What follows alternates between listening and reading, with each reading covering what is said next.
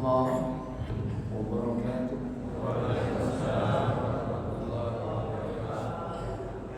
Innal hamdalillah nahmaduhu wa nasta'inuhu wa nastaghfiruh wa na'udzu billahi min shururi anfusina wa min sayyiati a'malina. Man yahdihillahu fala mudilla lahu ومن يضلل فلا هادي له واشهد ان لا اله الا الله واشهد ان محمدا عبده ورسوله. اللهم صل وسلم وبارك على نبينا محمد صلى الله عليه وعلى اله واصحابه ومن تبعهم باحسان الى يوم الدين. اما بعد. Bersyukur kita pada pagi yang berbahagia ini berjumpa kembali di masjid yang kita cintai ini, Masjid Al-Ihsan, Keput Permai, Warung Sidoarjo, Jawa Timur.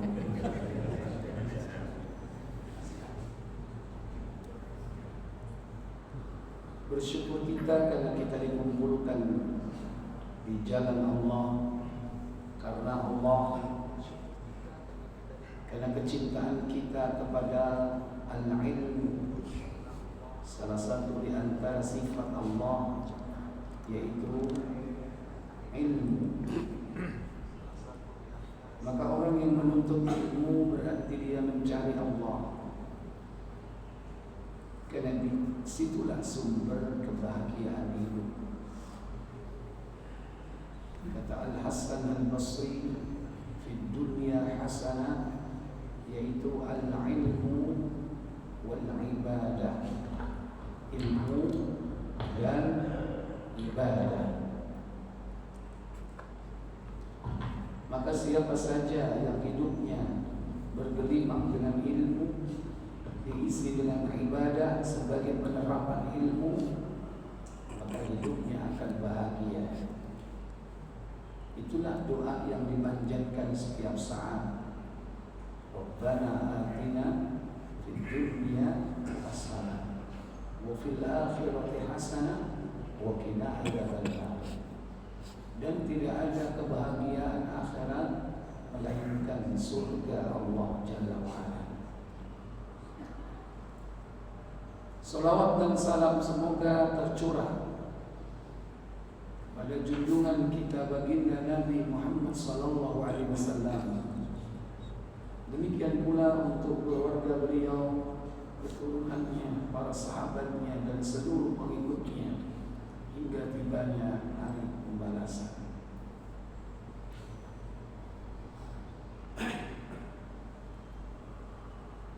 Bapak Ibu saudara sekalian, hari ini kita akan membahas satu topik atau judul, "Wahai Allah,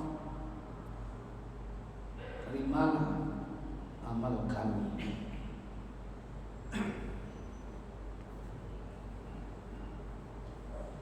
Saya nggak tahu apa latar belakang panitia Ramadan ngasih saya judul ini, tapi memang judul ini sejalan dengan apa yang kita harapkan. Dalam judul ini berisi dua sifat mukmin, yaitu al-khauf wal-raja.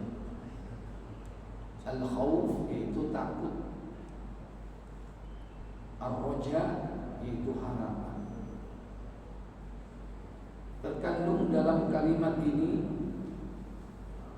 yaitu rasa takut kalau amal kita yang sudah kita gadang-gadang ternyata tidak diterima oleh Allah. Itu takutnya. Pada sisi yang lain, Bersamaan dengan itu, berharap kita apa yang sudah kita kerjakan ini diterima oleh Allah.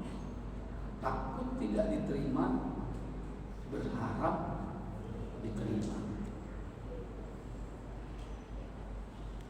Maka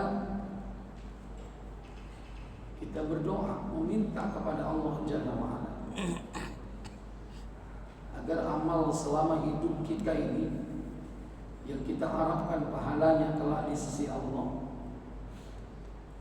membuahkan hasil, yaitu diterima oleh Allah Jalla wa'ala dan Allah membalasnya dengan pahala.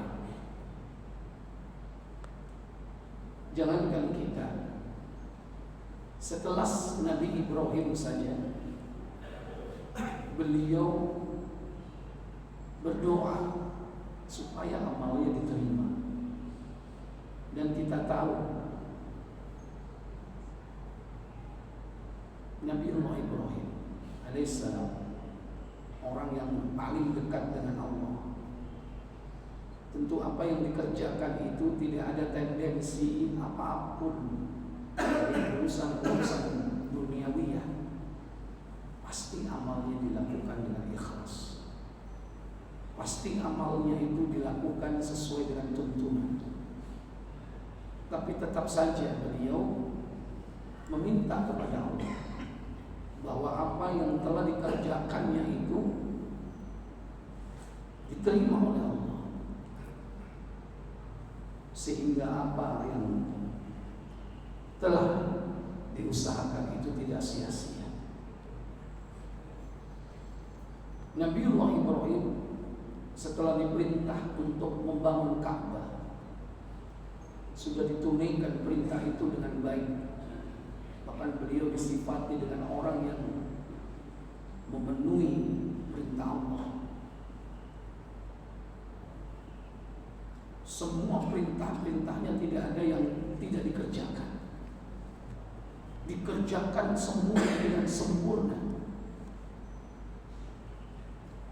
Tapi tetap Nabi Ibrahim berharap semua itu diterima oleh Allah.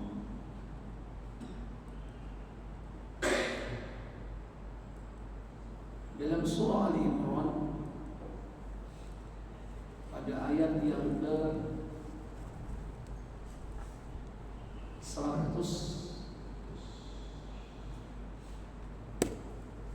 surah Al-Baqarah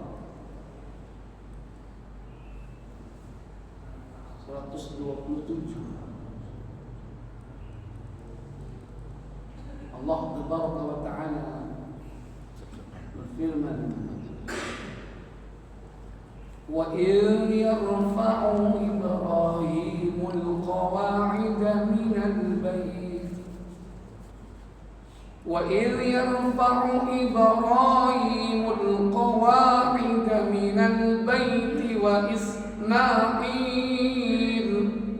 رَبَّنَا تَقَبَّلْ مِنَّا إِنَّكَ أَنْتَ السَّمِيعُ الْعَلِيمُ.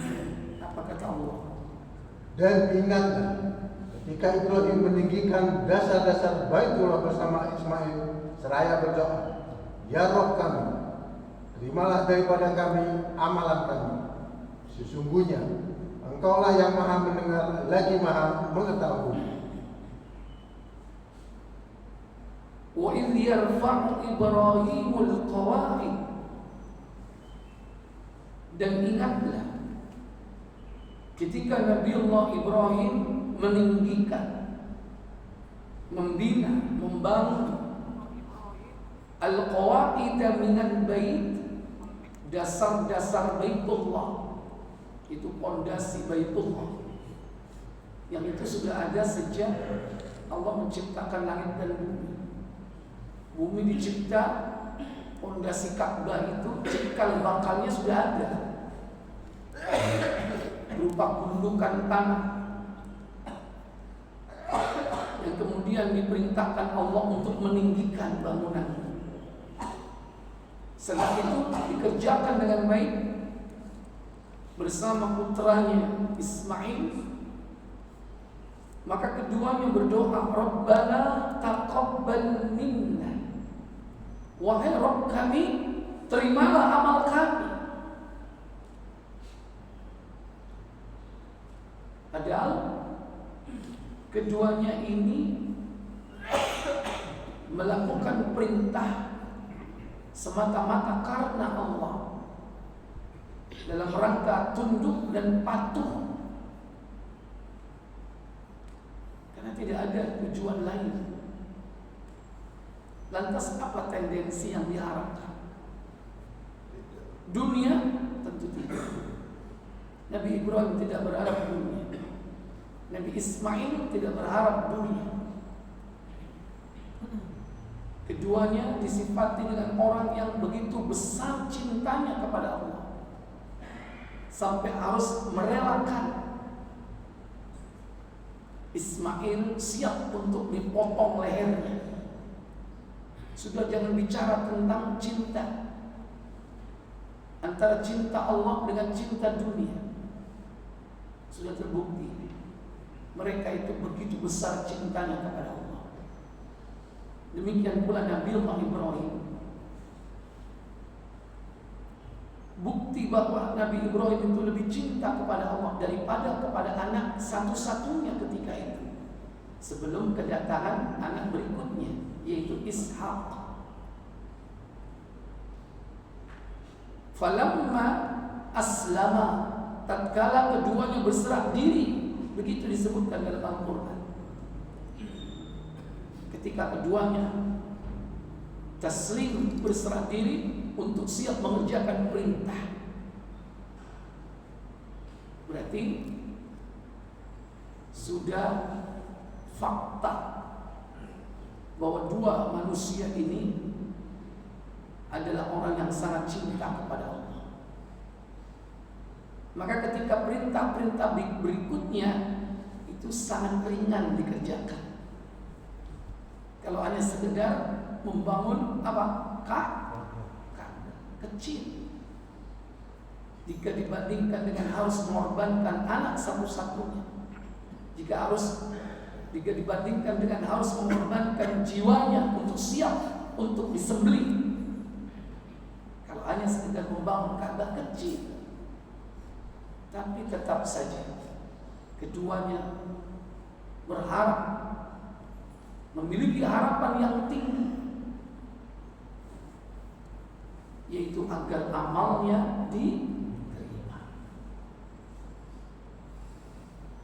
Dan ini juga menunjukkan rasa takutnya dia kepada Allah. Takut kalau apa yang selama ini dikerjakan sia-sia, ditolak, tidak diterima. Makanya ada 3 pilar di situ.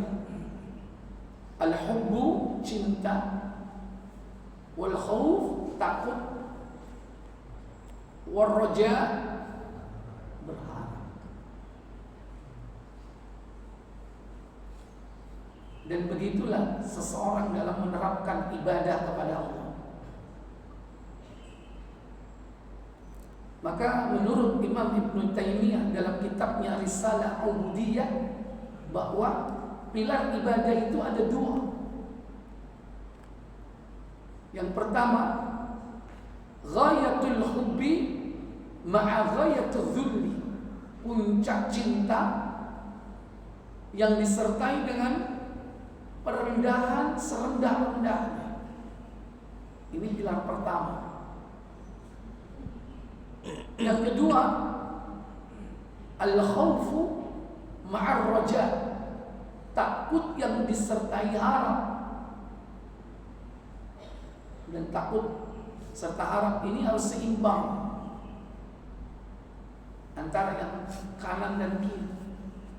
Berarti gambarannya seperti garis horizontal. Beda kalau dengan puncak cinta dan perendahan diri serendah-rendahnya. Kalau puncak cinta berarti setinggi-tingginya, perendahan serendah-rendahnya. Berarti kalau digambarkan sebuah garis, dia garis vertikal. Itu dua pilar ibadah.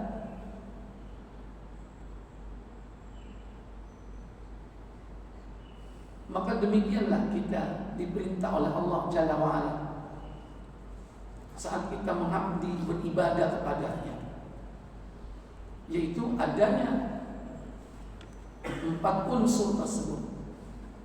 Ghayatul hubbi ma'a ghayatul dhulli,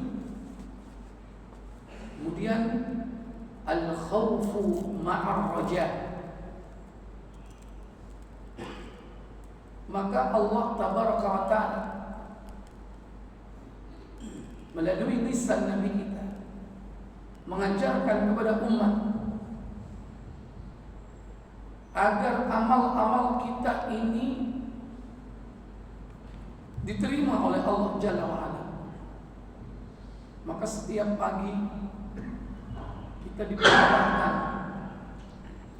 diperintahkan untuk berdoa, yaitu Allahumma inni as'aluka ilman nafi'an wa rizqan thayyiban wa amalan mutaqabbal. Ini salah satu di antara doa yang diajarkan Rasul untuk kita. Ada 3 unsur dalam doa itu.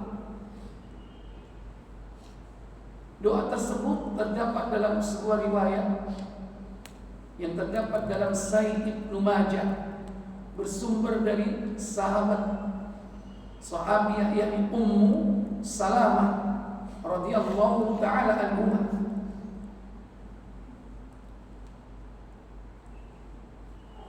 Ibnu Majah 762.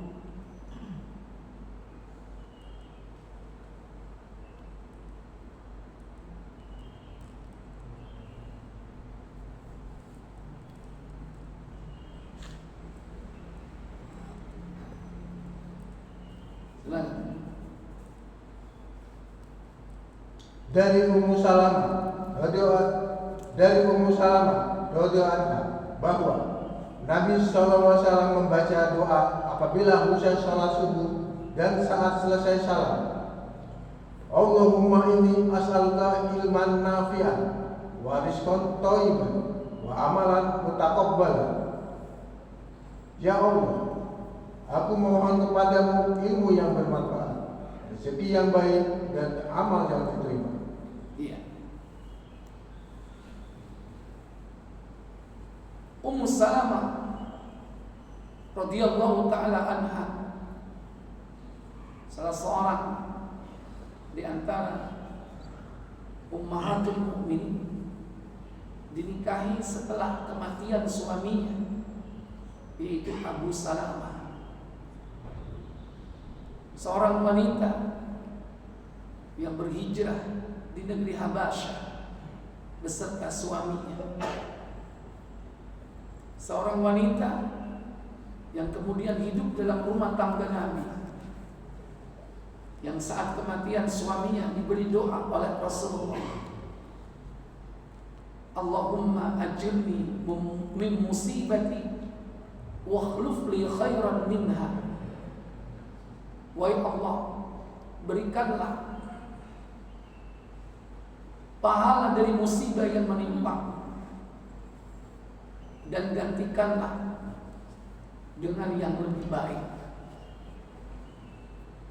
Mungkin anggapan Ummu Salamah tidak ada orang yang lebih baik daripada Abu Salamah suaminya. Tapi doa itu tetap diucapkan dan terbukti bahwa Ummu Salamah diganti dengan yang lebih baik, yaitu dinikahi oleh siapa? Rasulullah SAW.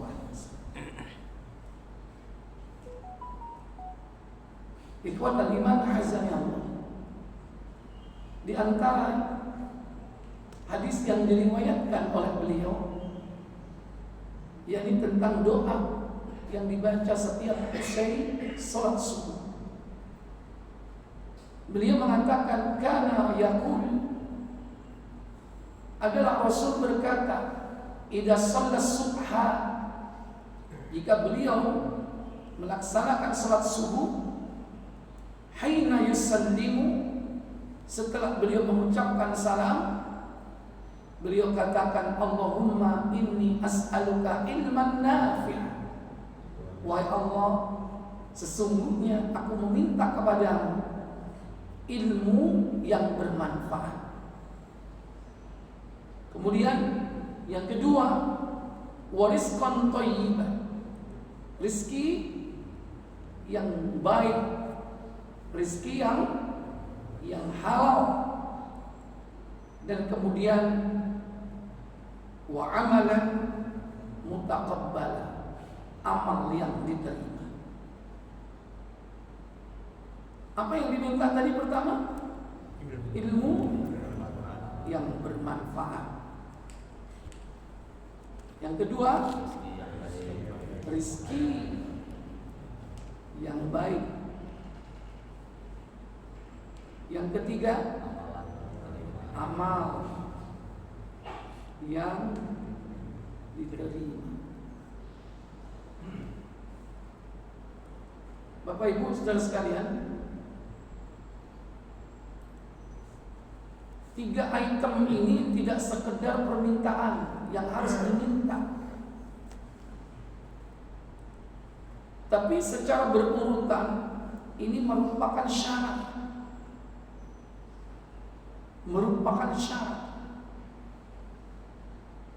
Yang pertama, ilmu.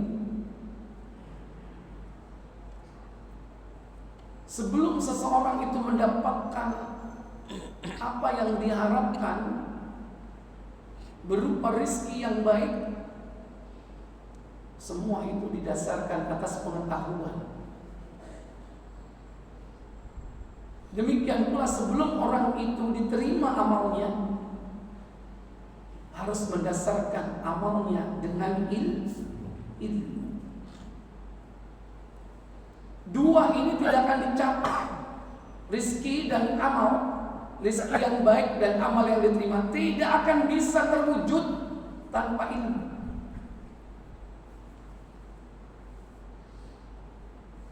Karena ilmu ini dasar diterimanya segala sesuatu. Ilmu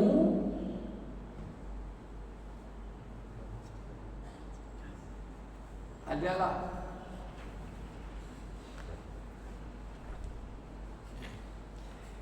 dasar untuk memperoleh rezeki yang halal. Ilmu merupakan syarat diterimanya amal.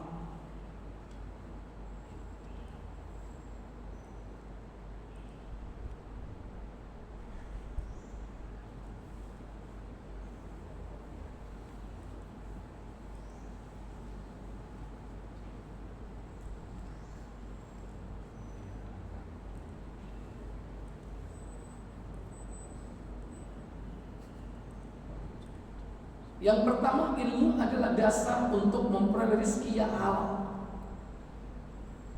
Bagaimana mungkin dia bisa mencari rezeki yang halal kalau dia tidak punya ilmu tentang halal dan haram? Kan duwe ilmu, wae dipangan. Sing penting enak. Iku enak iki. Kayak obat iki. Apa nyambe? Nek kamu gawe kiai apa lo kodok iki? Enak iki suike. Enggak punya ilmu bahwa kata tidak boleh dimakan. Mana mungkin dia mendapatkan rezeki yang halal kalau dia tidak tahu bahwa riba itu haram. Tahu dari mana bahwa riba itu haram? Satu dari Al-Quran dan As-Sunnah. Keduanya sumber ilmu. Dia baca surat Al-Baqarah,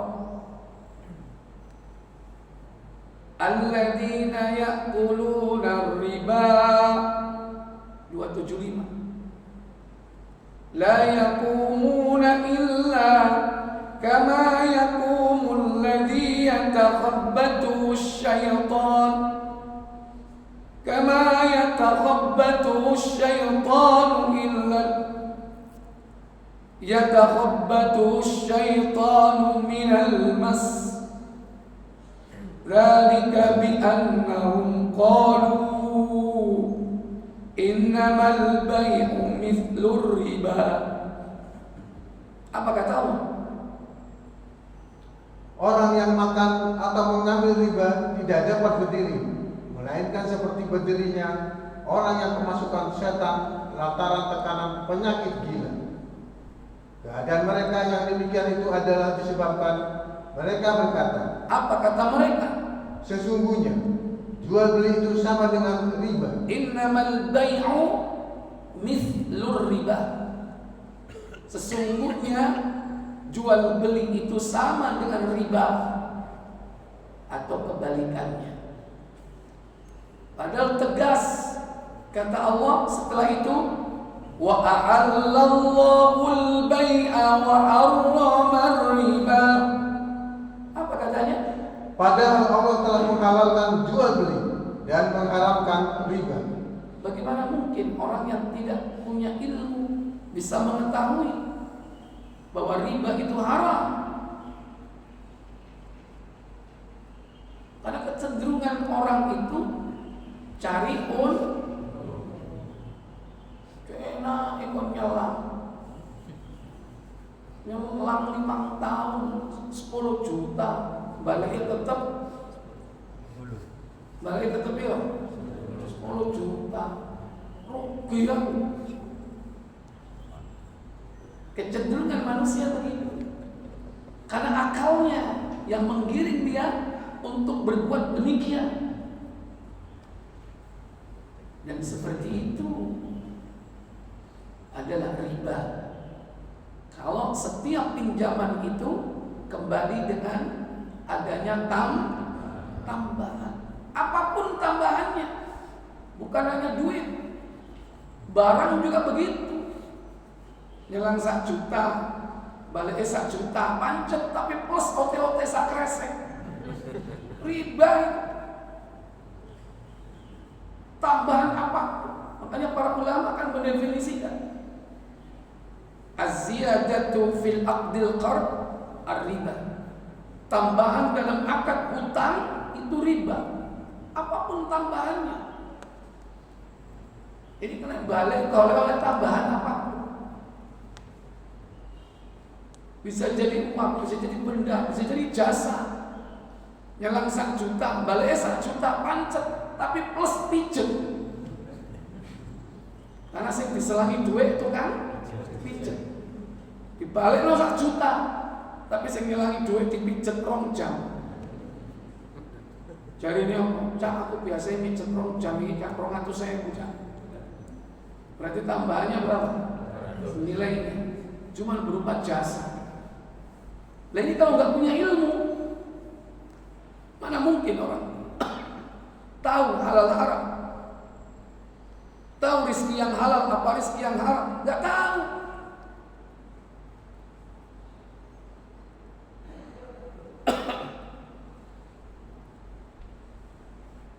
Apa menit Arab Rio yo,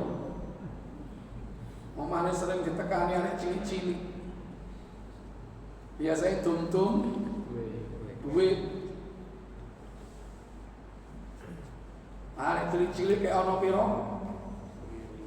Yang penting duit anyar. Berapa? 2.000 atau 5.000 seneng. Wong sak kampung nih. Engko durung teko kampung liya. Makane suwe duit anyar. Akhirnya tukar kesuwen nang bank. Akhirnya tukar di mana? Pinggir jalan. Sak bendel 1.000 tukare piro? Oro. Laku.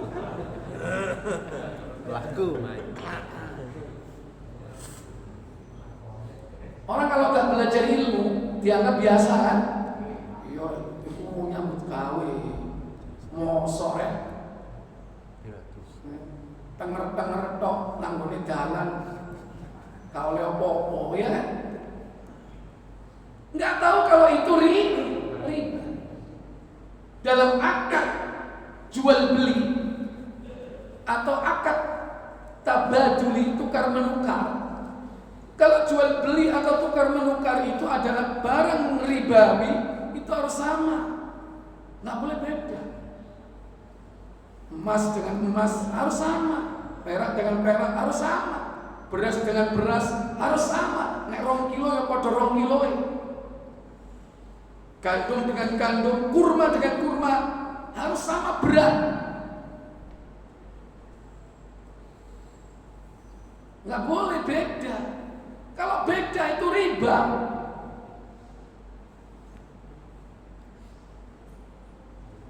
Perkara beras rojo lele mau tukarno rojo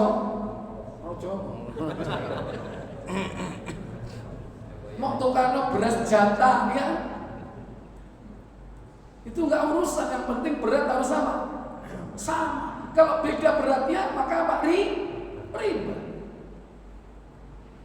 Kalau nggak punya ilmu seperti ini bagaimana? Mana tahu dia halal haram? Ternyata apa yang dilakukan ternyata adalah haram. Dan dia makan haram itu. Terutama yang mendapatkan ribanya itu. Kurma, 3 kilo ya padha 3 kilo. Gak urusan sitoe mesek, sitoe ajuan. Kalau itu langsung ditukar sama beratnya. Nek kon gak trimo ajuan nggon larang iki. Ya. Mosok Mesir ya padha oleh 3 kilo kuwi. Ajuan tetep 3 kilo. Nek kon gak trimo kaya ngono, caranya lain lagi, jangan akad langsung. Ajuan iki dolen. Nek oleh duit tukokno Mesir. Ya, ajuan 3 kilo piro? Taruh 1 kilo 200, 3 kilo berarti 600. Tukono Mesir oleh 50 kilo. Ya, begitu. Akadnya beda. Karena kalau terjadi ketidaksamaan, yang satu uang, yang satu kurma, baru beda, nggak apa-apa. Tapi kalau langsung kurma be kurma, gandum be gandum, beras be beras. Nek kon gak trimo rojo lele 3 kilo ditukar beras jatah 3 kilo. Ya dolen dhisik rojo lele oleh piro tukokno beras jatah.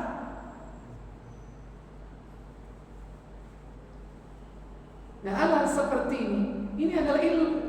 Kalau tidak diketahui, mana mungkin dia tahu halal haram?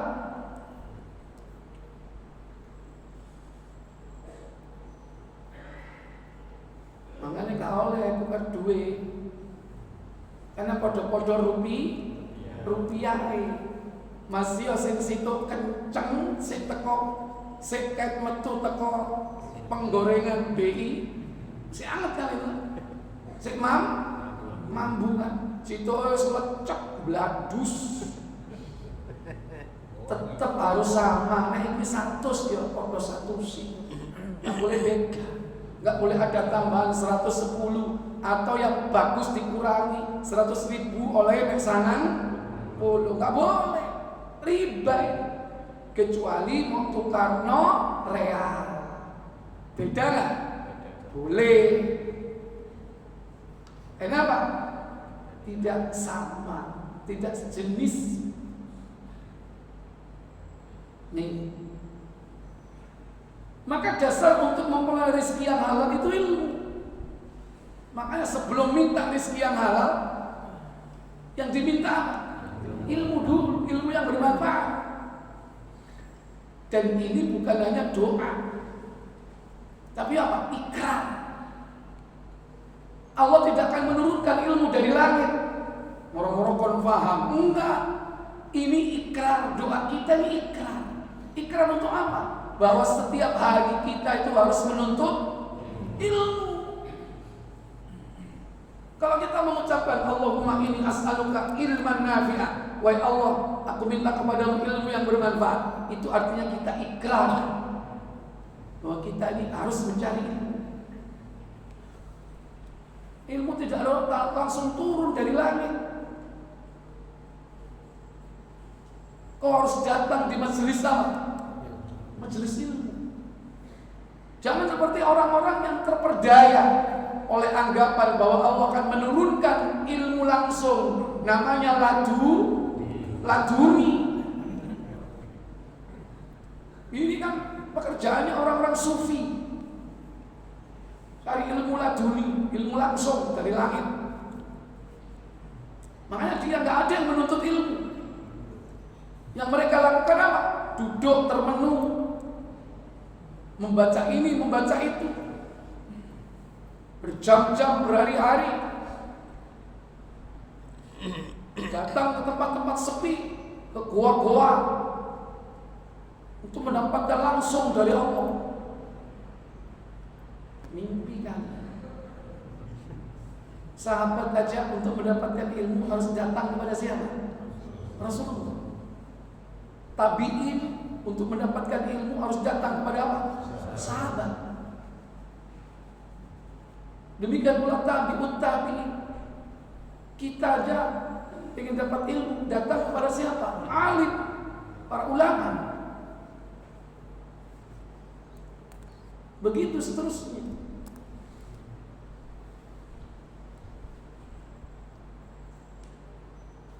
Maka ilmu adalah dasar untuk memperoleh rezeki yang ada. Karena apa? Karena ilmu itu cahaya yang menerangi kegelapan.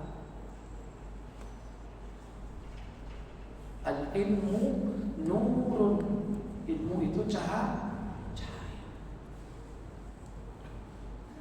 Begitu kata Imam Ibnul Qayyim Al-Jauziyah dalam kitabnya Ad-Da' wad-Dawa. Ilmu itu cahaya yang menerangi hati dan jiwa manusia. Cuma jangan diplesetkan. Al-ilmu nurun.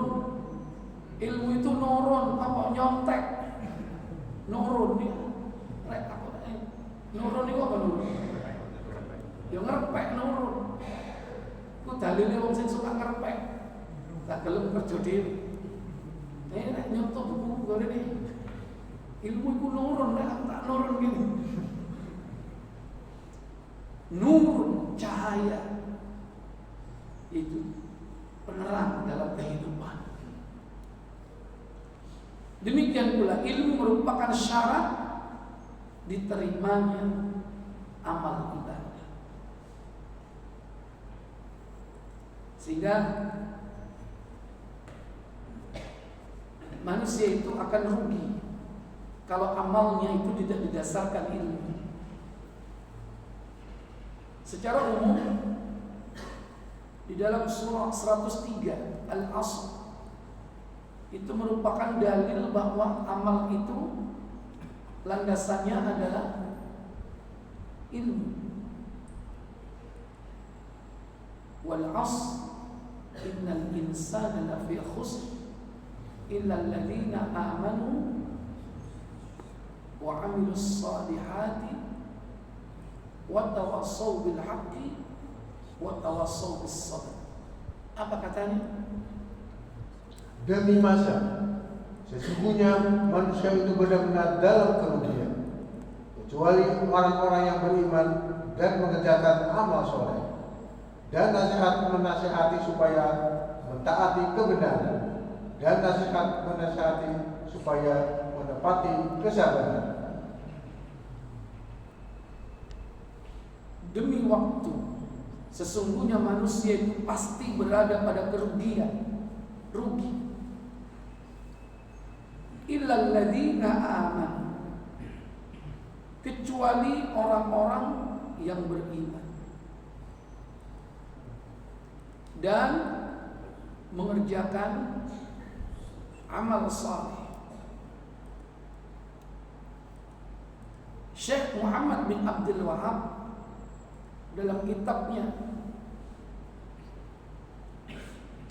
Salasatul Usul, beliau menyamakan antara iman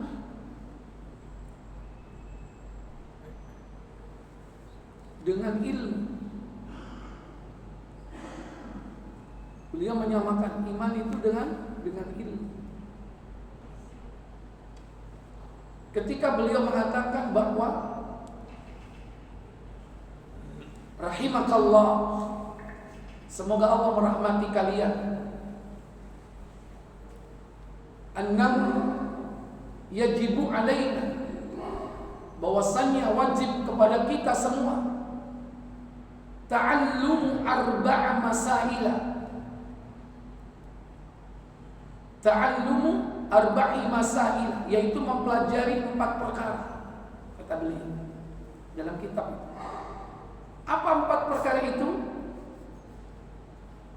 Al-ilmu, yang pertama, al-ula al-ilmu, wa huwa ma'rifatullah wa ma'rifatu nabiyyi wa ma'rifatu dinil islami bil adillah, yaitu mengenal Allah, mengenal Rasul, yaitu Nabi, dan mengenal agama dengan dalil-dalil.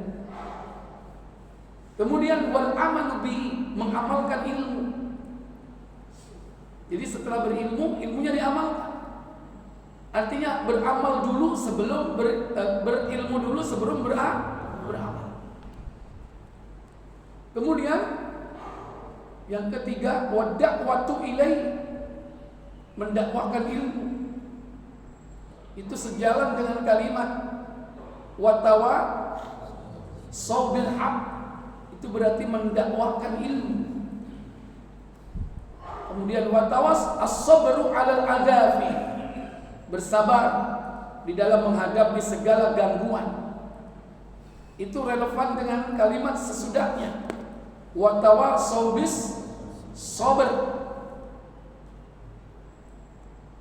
Jadi apa yang beliau sampaikan itu linier, persis dengan ayat ini. Itu surah Al-Asr, mulai dari ayat yang ketiga. Illal ladzina amanu, kecuali orang-orang yang beriman. Iman di sini yaitu sama dengan ilmu. Maka jika salah satu syarat ini tidak dipenuhi, maka dia termasuk rugi, amalnya tidak diterima. Orang kafir beramal soleh, bangun panti asuhan, bangun panti jumbo, amal soleh apa badan? Amal soleh. Mengcover seluruh orang-orang yang kesulitan di kotanya, kemudian mengentas kemiskinan, kasih biaya siswa untuk sekolah atau untuk pendidikan, atau dia mengobati orang-orang yang sakit gratis, atau menolong orang yang terkena bencana. Semua itu amal soleh. Tapi kalau itu dilakukan tanpa adanya iman atau tanpa adanya ilmu, maka amalnya sia-sia.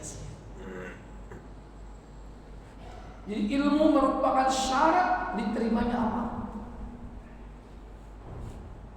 Ada lagi yang mirip dengan ilmu tapi ngawur, ketok kayak ilmu,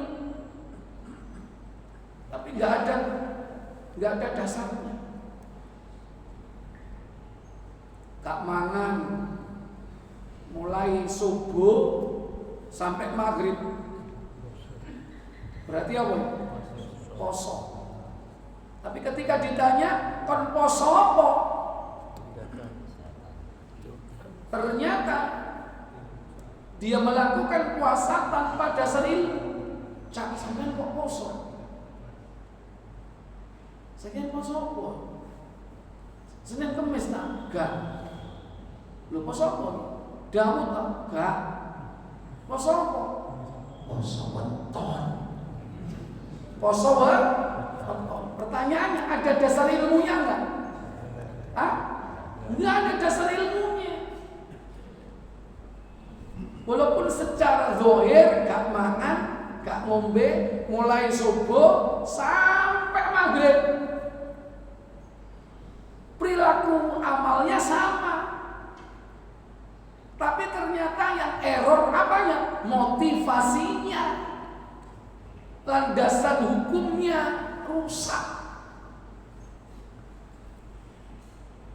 Ada kalanya apa?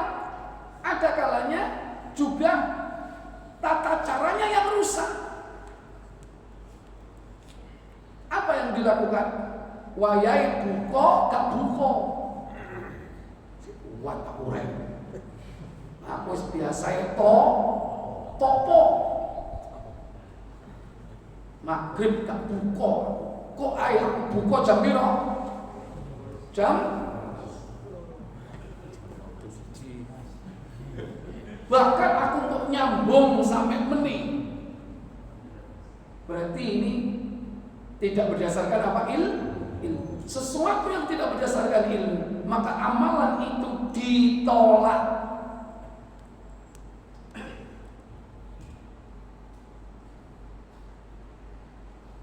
Tanpa iman,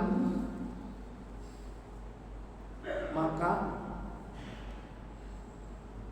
amal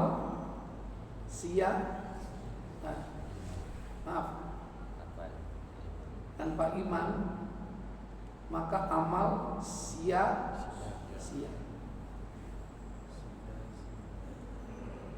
Wong kafir itu amalnya sia-sia, bagaikan fata morgana. Tanpa ilmu, maka amal ditolak. Tanpa iman, maka amal sia-sia. Makanya surat dasarnya adalah Al-Asr. Tanpa ilmu, maka amal ditolak. Dasarnya hadis Nabi, man amila amalan laisa alaihi amruna fa huwa raddun. Nomor 1701.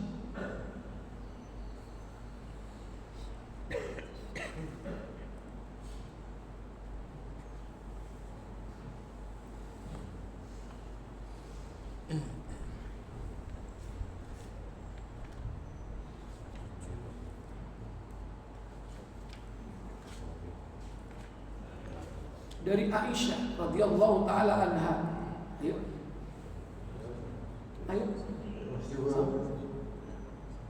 Ente buka 1701.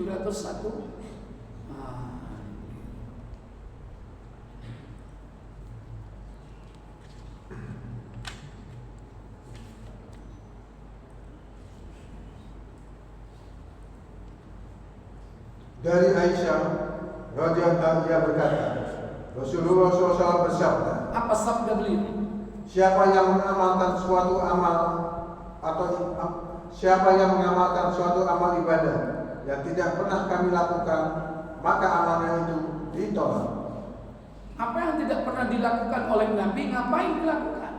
Kalau itu berkaitan dengan ibadah. Kalau berkaitan dengan dunia, apa yang tidak dilakukan Nabi, antum lakukan boleh. Nabi pian gak tahu numpak sepeda motor, tapi sampai numpak sepeda motor, boleh gak? Boleh, karena itu bukan masalah apa? Bukan masalah ibadah. Nabi gak pernah poso ngebleng, tidak pernah poso weton, sampai ngelakoni. Diterima gak? Tidak diterima.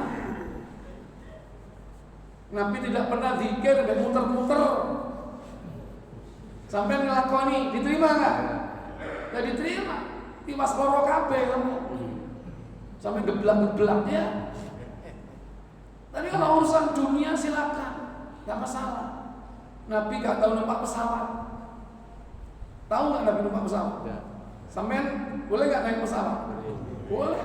Tapi Nabi numpak buruk, kalah sampean.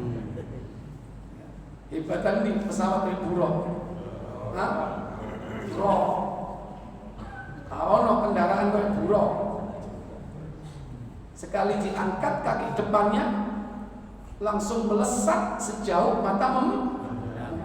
Kalau no pesawat kayak buruk. Ya. Jadi tanpa ilmu maka amal ditolak. Kemudian yang kedua, rizki. Rizki yang baik ini bukan syarat untuk diterimanya amal. Rizki yang baik itu adalah syarat agar amal tidak ditolak, agar amal tidak terhijab. Kenapa? Karena makanan dan minuman yang haram itu sebagai penghalang doa dikabulkan. Sementara amal ibadah yang kita lakukan ini semua landasannya doa. Coba lihat doa.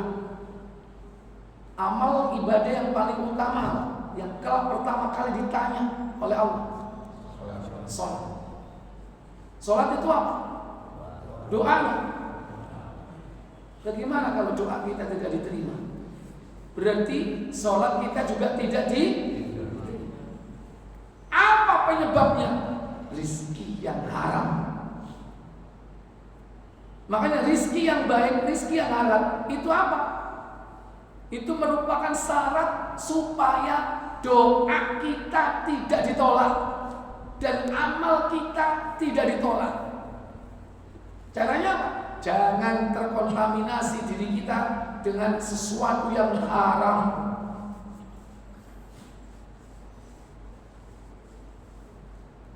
Baik. Buka Muslim nomor 971.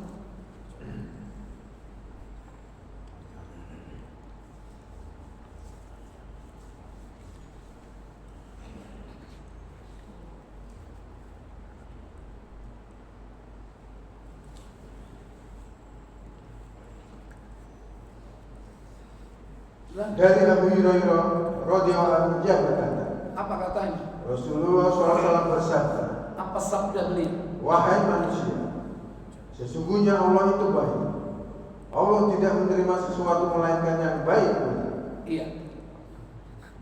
Kata Nabi sallallahu alaihi wasallam, "Innallaha thayyibun la yaqbalu illa thayyiban." Allah itu baik dan tidak akan menerima kecuali yang baik.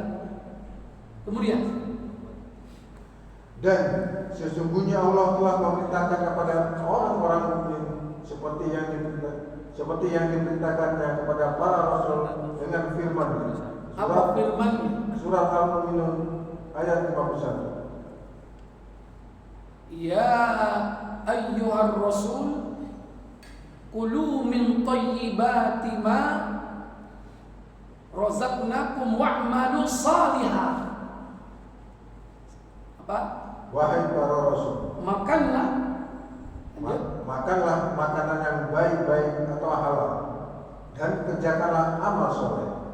Sesungguhnya aku maha mengetahui apa yang kamu kerjakan. Surah Al-Mu'minun. Terus Dan surat Al-Baqarah 172.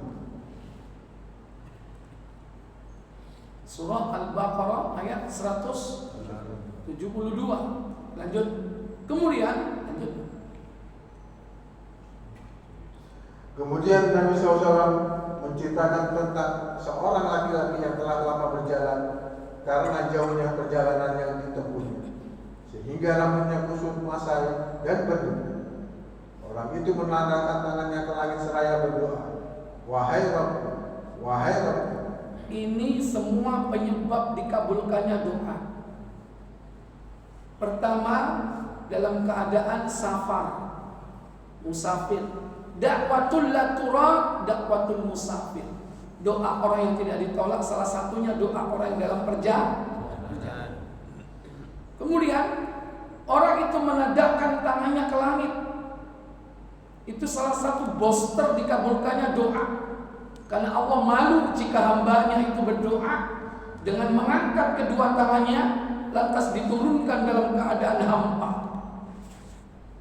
Yang ketiga, orang itu mengucapkan kalimat Ya Rabb, Ya Rabb, wahai Rabb, wahai Rabb. Apa yang terkandung dalam Rabb itu? Yaitu nama Allah, mulai dari Al-Khaliq, kemudian Ar-Razik, Al-Muhyi, Al-Mumit, Al-Mudabbir. Itu makna Rabb. Rabb itu merupakan sifat Allah Jalla wa'ala yang terkandung di dalamnya nama-namanya. Sang pencipta, sang pemberi rezeki, sang penghidup, yang mematikan dan yang mengatur urusan. Itu Rabb. Dan kita sering berdoa dengan ucapan Rabbi, Rabbana. Tapi semua ini gagal. Gara-gara apa gagalnya? Lanjut. Padahal makanannya dari barang yang haram, minumannya dari yang haram, pakaiannya dari yang haram, dan dia diasuh dengan makanan yang haram. Maka bagaimanakah Allah akan memperkenankan doanya? Iya. Famat'amuhu haram, makanannya dari yang haram. Wa mashrabuhu haram, minumannya dari yang haram. Wa malbasuhu haram, pakaiannya dari yang haram. Wa ghudhiya bil haram, diasuh dia dari kecil, dibesarkan dengan harta yang haram. Kata Nabi, fa anna yustajabu lah, bagaimana mungkin doanya dikabulkan?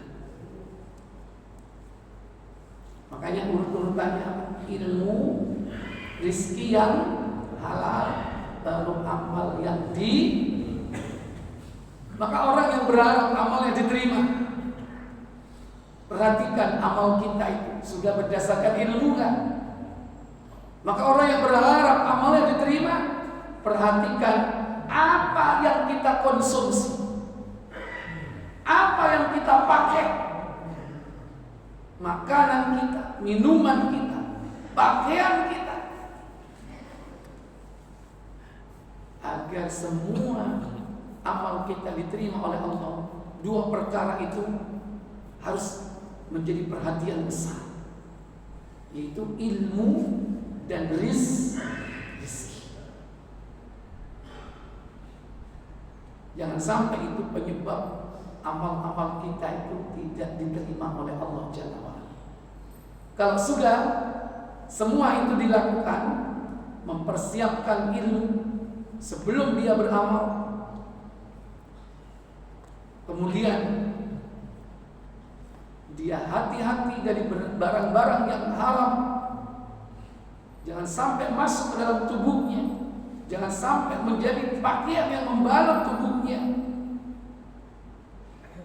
Baru kemudian berdoalah kepada Allah, berdoa agar amal kita diterima.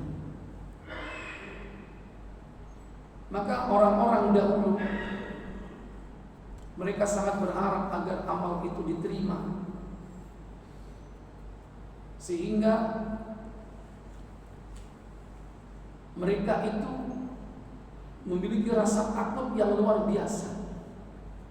Takutnya bukan karena dia berbuat maksiat, tapi takutnya takut kalau amalnya itu tidak diterima oleh Allah Tabaraka wa Ta'ala. Ada kalanya orang itu takut karena berbuat dosa. Tapi yang tertinggi itu adalah orang-orang yang takut kalau amalnya tidak diterima. Hal itu diterangkan dalam tafsir surah Al-Mu'minun ayat yang ke-60.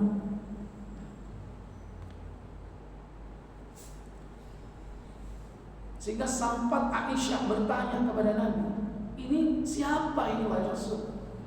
Apakah orang-orang ini berbuat maksiat, mencuri? Begitu besar takutnya kepada Allah. Apakah orang-orang ini orang-orang yang berzina? Sehingga dia takut sekali. Ternyata tidak. Maka Aisyah sempat bertanya tentang ayat 60 dalam surah Al-Mu'minun ini. Walladzina yu'tuna ma ataw wa qulubuhum wajilatun annahum ila rabbihim raji'un. Apa kata Allah? Dan orang-orang yang memberikan apa yang telah mereka berikan dengan hati yang takut, karena mereka tahu bahwa sesungguhnya mereka akan kembali pada Rabb mereka. Walladzina yu'tuna ma ataw, dan orang-orang yang memberikan apa yang telah mereka berikan. Wong iloman,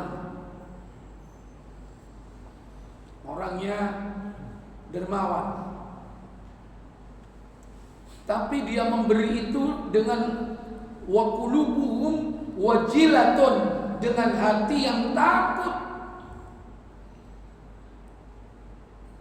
Nah, kalimat wa qulubuhum wajilatun inilah yang ditanyakan oleh Aisyah. Kenapa mereka kok sudah memberi tapi takut? Apakah mereka ini berbuat maksiat?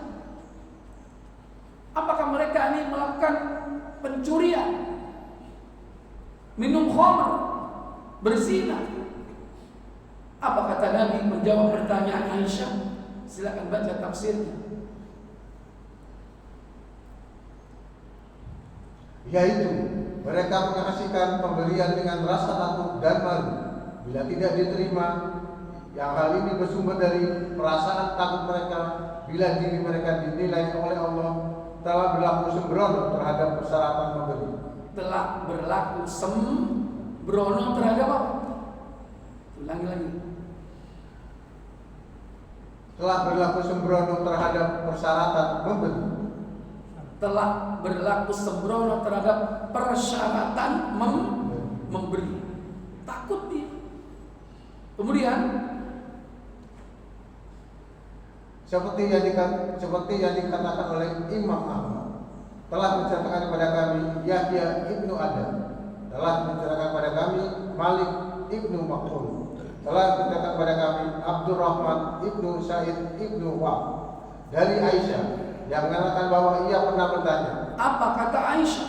Wahai Rasulullah, ya Rasulullah, apakah yang dimaksud dengan orang-orang yang mengerjakan perbuatan mereka sedangkan hati mereka takut? Iya, ma atau wa qulubuhum wajilah. Kemudian itu adalah orang yang mencuri. Apakah mereka adalah orang yang mencuri? Iya, berzina. Ahum yashrikun wa yaznun. Apakah mereka itu orang yang mencuri, berzina, dan minum khamr dalam keadaan wa yashrabul khamra, atau minum khamr dalam keadaan apa? Takut kepada Allah. Dalam keadaan takut. Kalau orang berbuat maksiat takut, wajar. Wedi disiksa. Ahli maksiat wedi, wajar kan? Wajar. Makanya kadang-kadang dijak budal haji gak gelem. Polane awake sing blunak. Cak ayo sampean kok budal-budal wis kon budal usia. Ungkuk-ungkuk air. Padahal ada yang disembunyikan. Dia belum tobat dari berbuat apa? Maksiat. Mana nggak mau yang halo, kawan Jawa. Kakak jebak kan? Ada yang seperti itu. Walaupun pemahaman seperti itu juga nggak benar. Jangan perbuatan maksiat itu menghalangi kita untuk melaksanakan ibadah. Justru kesempatan ke sana dipakai untuk tobat. Makanya Aisyah bertanya tentang ayat ini. Ahum yashrikuna wa yashrabal khamra wa yaznun. Apakah mereka itu orang yang mencuri, orang yang minum khamr, orang yang berzina? Apa jawab Nabi? Rasulullah SAW menjawab. Apa jawabnya? Tidak, wahai anak perempuan As-Siddiq. Ya la, ya binta Siddiq. Tidak, wahai anak As-Siddiq. Itu anak Abu Bakar As-Siddiq. Yang dimaksud siapa? Aisyah. Apa katanya? Tetapi dia adalah orang yang sholat. Walakinnahum, akan tetapi mereka adalah yusalluna, orang yang ahli sholat. Dua, Puasa. wa yasumuna, ahli puasa. Tiga, Dan bersedekah. wa yatasaddaquna, ahli sedekah. Akan tetapi Sedangkan dia takut kepada Allah Subhanahu wa ta'ala. walakinna Allah yakhafu alla yuqbala a'malahum, akan tetapi dia takut kalau amalnya tidak diterima. Makanya ada tingkatan takut. Takut yang paling dasar itu takut disiksa. Terutama bagi pelaku apa ini? Maksiat, pasti disiksa.